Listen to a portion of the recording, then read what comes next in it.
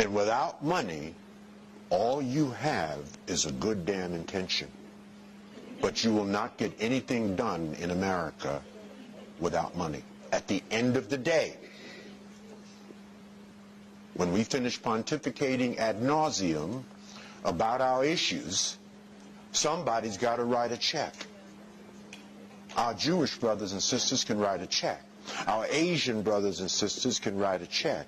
Our East Indian brothers and sisters who control the hotel-motel industry in America in the last 30 years without your permission, or Jesse's permission, or Al Sharpton's permission, can write a check.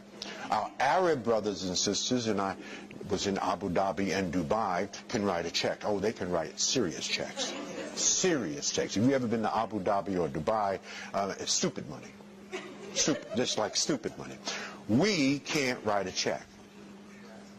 And therein lies, at the core, in spite of the fact that we're a $1.1 trillion annual economy, that's what we are. If we were a nation, we would be the 16th richest nation in the entire world. But our money goes in one direction away from us, and we're some of America's most conspicuous consumers. We've taken the art of consumption to a whole new level. We do not produce anything that we buy, and we do not sell anything that we purchase. We are the consumption machines of America. And when you're consuming and not producing, at the end of the day, you can't write a check. You cannot finance your own revolution. You cannot use money to assuage the deeper issues within the context of our own community. We must fix this in the 21st century.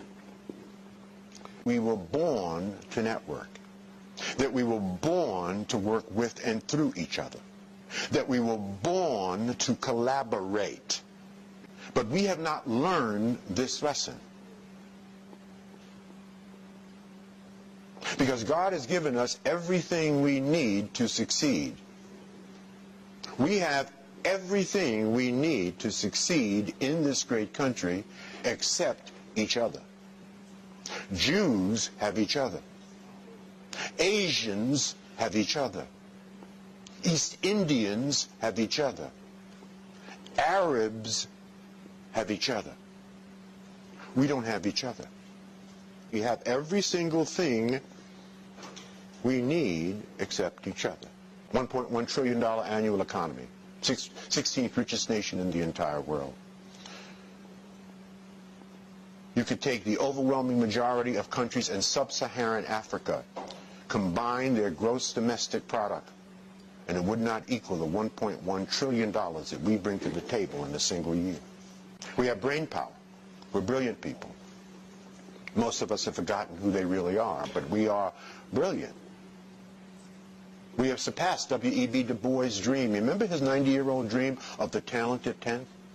His dream was if at least 10% of black people could get the finest education possible, he meant a college education. They would then get that education, they would then come back to their community, they would reinvest in their community, and that 10% alone would uplift the entire race. That was Du Bois' dream. We've surpassed that dream. 18% of black folks in America have at least a 4-year college degree or better. So let me say that another way. We have a lot of PhDs in our community. We now need some PhDs, right?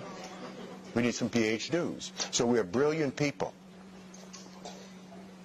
And here's an interesting statistic you don't hear very often. 60% of the black workforce, nearly 9 million of us, are in executive, managerial, supervisory, professional specialty, vocational, technical, administrative, sales, and business ownership positions. That is an army of potential role models and mentors to help those who are stuck in the cycle of poverty. In fact, there is no army in the entire world larger than the army of black people that have succeeded in this country. So make no mistake about it, success runs in our race. But the question is, what are we doing with this? What is the state of mind of black America? If Dr. King were to come back here today, 50 years after his death, he would be ecstatic that Barack Hussein Obama is president. He predicted it. He predicted there would be a black president within 40 years. But he would be angry with black people about every single thing else. He would just simply look at black people and say, is this what I took a bullet for? Is this what I took? We're at the bottom of every single statistic that matters in America.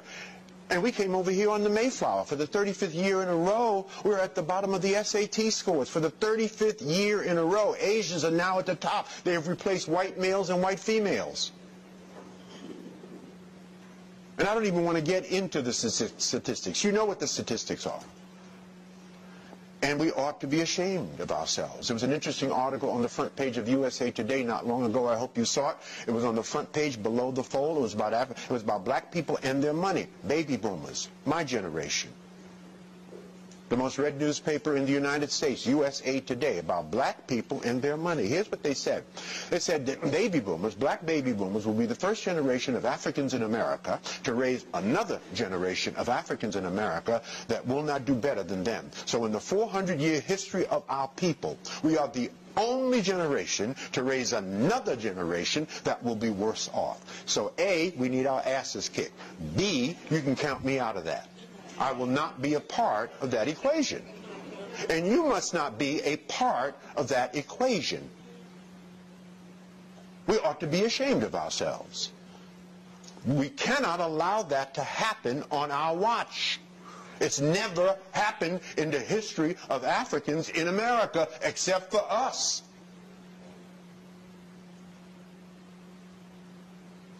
So as the brothers in the hood would say, what's up with that? That's insanity.